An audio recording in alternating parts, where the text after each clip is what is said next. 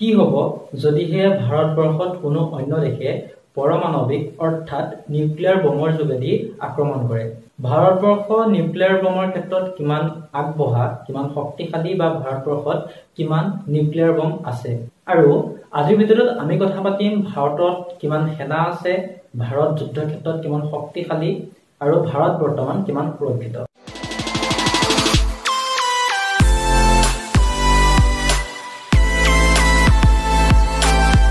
বন্ধুসকল, ভাৰতবৰ্ষত যদিহে কোনো নিউক্লিয়াৰ বোমৰ যোগেদি আক্ৰমণ হয় তেতিয়াহ'লে ভাৰতবৰ্ষ কিমান ধ্বংস হ'ব সেই কথাটো জনাৰ আগতে আমি জানিব লাগিব যে নিউক্লিয়াৰ বোম কি, কিমান ভয়ানক সেইটোৰ ওপৰত।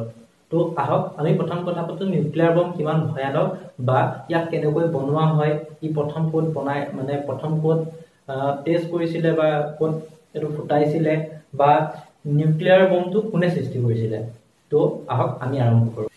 দ্বিতীয় বিশ্বযুদ্ধৰ সময়ত পৃথিৱীৰ প্ৰথমটো পৰমাণু বোম উলিয়াইছিলে আৰু সেই পৰমাণু বোমটো সৃষ্টি কৰা মানুহজনৰ নাম আছিলে ছাৰ ৰবাৰ্ট হাইবাৰ্ট। তেখেতে প্ৰথম নিউক্লিয়াৰ বোম সৃষ্টি কৰিছিলে আৰু তেখেতক বৰ্তমান ফাদাৰ অফ নিউক্লিয়াৰ বোম বুলিও জনা যায়। নিউক্লিয়াৰ বোম যেতিয়া সৃষ্টি কৰিছিলে তাৰ পিছত ছাৰ ৰবাৰ্ট হাইবাৰে নিউক্লিয়াৰ বোমটো সৃষ্টি কৰাৰ পিছত লাহে লাহে পৃথিৱীত নিউক্লিয়াৰ বোম সৃষ্টিৰ প্ৰতিযোগিতা সৃষ্টি হৈছিলে আৰু বৰ্তমান পৃথিৱীৰ প্ৰায় ৮-৯খনমান দেশত নিউক্লিয়াৰ বোম আছে আৰু বৰ্তমান পৃথিৱীত প্ৰায় ১৩,০০০তকৈ বেছি নিউক্লিয়াৰ বোম আছে আৰু সেই বোমবিলাকৰ যোগেদি ইচ্ছা কৰিলে পৃথিৱীখনক ১২বাৰতকৈ বেছি ধ্বংস কৰিব পাৰে। গতিকে আপুনি নিজেই ভাবক যে নিউক্লিয়াৰ বোমটো কিমান সুৰক্ষিত বা কিমান সুবিধাজনক। নিউক্লিয়াৰ বোম প্ৰথমতে ক'ত ফুটাইছিলে, আমি সেইটো কথা পাতিবৰ বাবে আমি যাব লাগিব দ্বিতীয় বিশ্বযুদ্ধৰ সময়লৈ ঘূৰি যাব লাগিব। আজিৰ দিনটোৰ পৰা আগলৈ চাব লাগিব। তেতিয়া দেখিম যে দ্বিতীয় বিশ্বযুদ্ধৰ সময়ত 1945 চনৰ আগষ্ট মাহৰ ৬ তাৰিখে জাপানত এখন ঠাই আছে যিখন ঠাইৰ নাম হৈছে হিৰোশ্বিমা। সেই হিৰোশ্বিমা নামৰ ঠাইখনত আমেৰিকাৰ প্ৰথমটো নিউক্লিয়াৰ বোম জাপানত পেলাইছিলে আৰু তাৰ দ্বিতীয়টো বোম পেলাইছিলে সেই 1945 চনৰ আগষ্ট মাহৰ ৩ দিন পিছত, মানে ৬ তাৰিখে প্ৰথম পেলাইছিলে, দ্বিতীয়টো ৯ তাৰিখে পেলাইছিলে, সেইটো পেলাইছিলে নাগাকাছিত।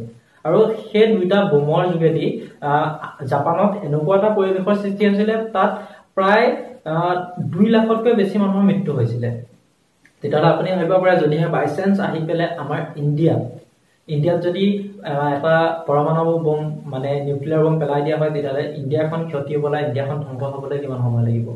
নিউক্লিয়াৰ বোমৰ শক্তিৰ বিষয়ে যদি আপুনি ভাবিব চায় তেতিয়াহ'লে এইটো কথা ভাবিলে হ'ল যে আজিৰ পৰা 71 ইয়াৰ্ছ আগতে যেতিয়া নিউক্লিয়াৰ বোমটোৱে ইমান এটা ধ্বংসাত্মক পৰিৱেশৰ সৃষ্টি কৰিব পাৰিছিলে, বৰ্তমান আধুনিক টেকনলজি ব্যৱহাৰ কৰি পেলাই যিটো নিউক্লিয়াৰ বোমৰ সৃষ্টি কৰিছে বা পৰমাণৱিক বোমৰ আৱিষ্কাৰ কৰিছে, সেই পৰমাণু বোমটো কিমান শক্তিশালী হ'ব লাগিব বা সি কিমান এটা ধ্বংসাত্মক পৰিৱেশৰ সৃষ্টি কৰিব পাৰিব বা মানুহ কিমান মাৰিব পাৰিব, যুদ্ধৰ ক্ষেত্ৰত সি কিমান ভয়ানক হ'ব, আপোনালোকে সেই বস্তুটো নিজে ভাবে। নিউক্লিয়াৰ বোমটোনো কেনেকৈ সৃষ্টি কৰা হয়? নিউক্লিয়াৰ বোমটো সৃষ্টি কৰিবলৈ দুটা মেটেৰিয়েল লাগে।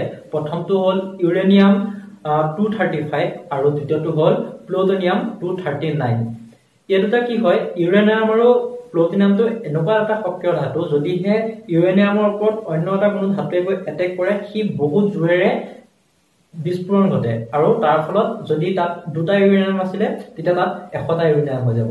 আকৌ সেই ১০০টা ইউৰেনিয়ামত গৈ পেলাই যদিহে আকৌ বেলেগ এটা ধাতুৱে গৈ পেলাই এটেক কৰে তেতিয়াহ'লে আকৌ সেইটা আকৌ ২০০০টা হৈ যাব। ঠিক তেনেকৈ ইউৰেনিয়াম আৰু প্লুটনিয়াম দুইটা ধাতু এনেকুৱা এটা ষ্টাইলত মেনুফেকচাৰ কৰে যাতে ইটোৱে সিটোৰ ওপৰত সংগ্ৰহ কৰি এটা বহুত ডাঙৰ বিস্ফোৰণৰ সৃষ্টি কৰে।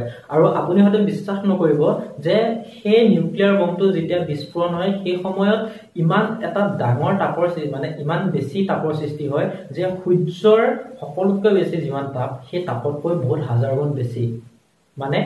আপোনাৰ আমি 100 ডিগ্ৰী চেলচিয়াছত পানী গৰম হৈ উতলি যায়, তেনেস্থলত আপুনি ভাবক সেই পোৱা মতে অনলাইনত পোৱা মতে প্ৰায় 1 মিলিয়ন ডিগ্ৰী চেলচিয়াছ কিমান হ'ব আপুনি নিজেই ভাবক।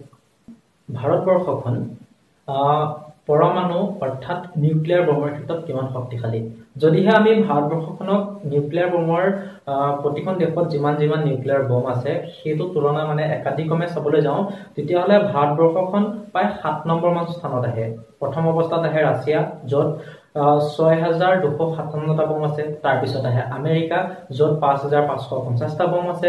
তাৰপিছত আহে চাইনা য'ত 350টা বম আছে। তাৰপিছত আহে ফ্ৰান্স য'ত 210টা বম আছে। তাৰপিছত আহে পাকিস্তান য'ত 165টা বম আছে।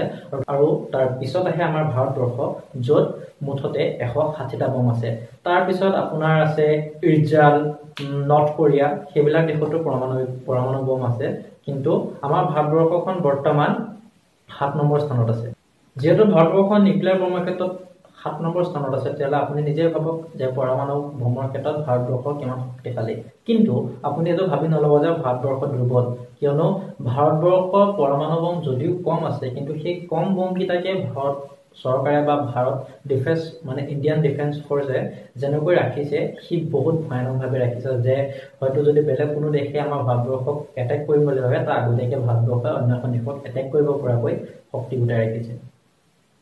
আৰু আমি একেবাৰে শেষত যদি কথা পাতো যে ভাৰতীয় সেনা কিমান আছে, ভাৰতীয় সেনা কিমান শক্তিশালী, আৰু ভাৰতখন কিমান সুৰক্ষিত, তাৰ ওপৰত কথা পাতিব গ'লে ভাৰতবৰ্ষত যিটো ডিফেন্স ফ'ৰ্চ আছে সেইটো পৃথিৱীৰ ভিতৰত চতুৰ্থ স্থানত আহে।